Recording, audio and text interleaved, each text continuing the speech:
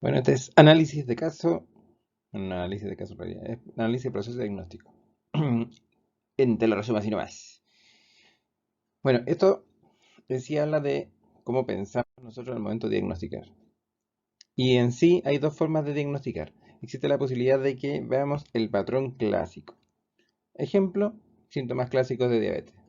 Nosotros podemos ver eso y decimos, oh, él tiene diabetes. O también puede ser el patrón clásico, los criterios para insuficiencia cardíaca o los criterios para épocas exacerbadas, etcétera. Son cosas clásicas.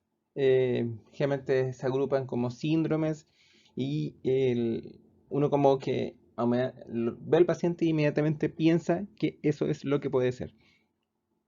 ¿Ya? Y en vista que estamos analizando exámenes, habitualmente los exámenes que uno pide finalmente confirman en casi un 100% la probabilidad. Y esto está analizado y está en base a la experiencia. ¿Ya? Nuestra mente, nuestro cerebro está condicionado a reconocer patrones. Y por otro lado está basado en el razonamiento.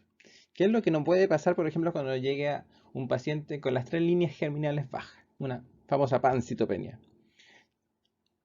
¿Ya? Probablemente no sea algo que nos llegue frecuentemente.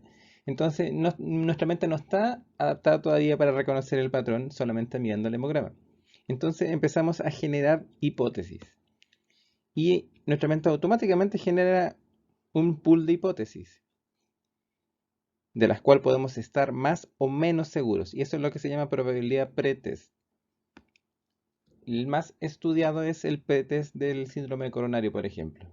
Varón, fumador, eh, presión elevada, etcétera, va a tener una mayor probabilidad de tener infarto versus alguien joven con un síntoma de angina no característica.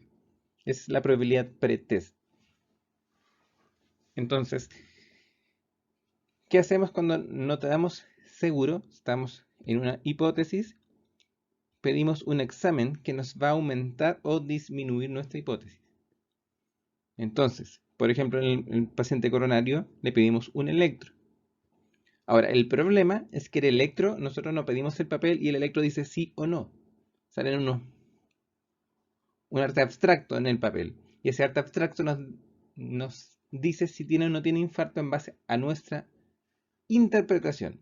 Y esa interpretación es lo que se llama umbral diagnóstico. Lo que yo considero positivo. Y que en algunas pruebas está bastante claro, pero en otras no. Entonces, dolor torácico, ya, electrocardiograma, ¿verdad?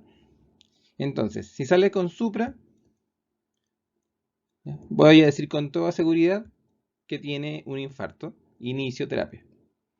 Si el paciente tiene un electro normal o tiene todo lo demás, vamos a quedar en una zona de incertidumbre.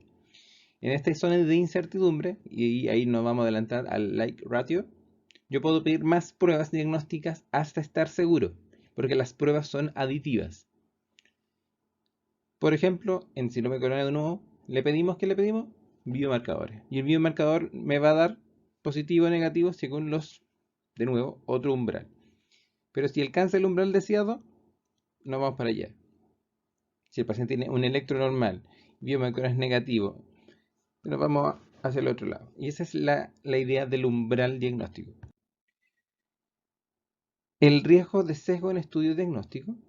Bueno, y aquí vamos a los estudios que hemos visto siempre, que es cómo definen casos, quiénes son, de dónde aparecieron, cómo lo siguen, si abarcan todo el espectro de enfermedad, porque todas estas preguntas van a alterar el pretest. Si yo elijo pacientes que están inherentemente muy enfermos, las pruebas van a salir muy positivas porque están todos enfermos. Así como elijo pura gente sana, las pruebas van a salir inherentemente negativas. Y eso altera lo que bien conocemos como sensibilidad y especificidad. Y por el otro lado, generalmente existe una prueba que es gold standard,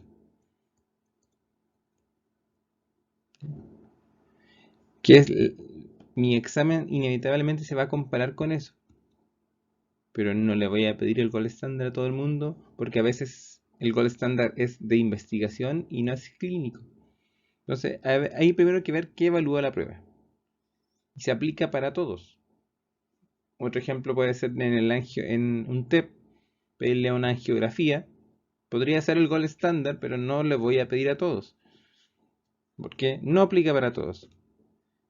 O de pronto el gold standard en el síndrome coronario, para no salirnos del tema, puede ser coronografía. Pero el coronografía tiene sus riesgos, entonces tampoco aplica para todos. ¿Ya? Y tampoco se puede hacer en todas partes. Entonces, todo estas en los estudios, el cómo definen el caso, va a generar sesgos. Ya, aquí viene como lo difícil. La sensibilidad. Ya, la sensibilidad y especificidad lo que hacen finalmente es detectar enfermos y sanos, respectivamente. Sensibilidad detecta enfermos y especificidad detecta sanos. Pero para no confundirse con valor predictivo positivo, uno lo que hace, por ejemplo, sensibilidad es enfermos identificados en el examen. Aquí existe la clásica tablita de enfermos, sanos, positivos, negativos. ¿Qué hace la sensibilidad de todos los enfermos? Lo hace con otro color. De todos los enfermos, ¿cuántos salen positivos? ¿Verdadero? Positivo. Eso es lo que hace la especificidad. ¿Y qué hace la del otro lado? ¿Qué hace la especificidad? O sea, la sensibilidad. Ven la parte de acá. Ven los verdaderos sanos. Sanos identificados en el examen. O sea, son sanos que tienen el examen sale negativo. Y si ustedes ven esto, no se crucen. Especificidad y sensibilidad no se crucen. Entonces, estos son muy sensibles a cómo estaba la población, o sea, la prevalencia. Porque inevitablemente la prevalencia es un tipo de probabilidad pretest. Ahí escribí cualquier cosa, pero era test. Entonces, al tener esta alteración, al tener una probabilidad de estar enfermo desde antes de hacer el examen, les va a alterar los resultados. Y eso en sí mismo es un sesgo en cualquier estudio. ¿Qué viene a resolver el like ratio? No puedo borrar todo. El like ratio viene a ser una proporción.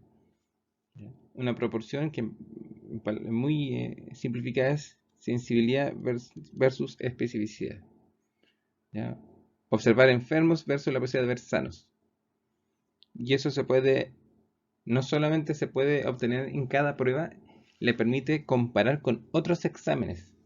Por ejemplo, si seguimos en el síndrome coronario, existe un like ratio para el electro, un like ratio para cada síntoma de angina, y cada tipo de dolor existe un like ratio para la troponina, un like ratio para el examen que se le ocurra.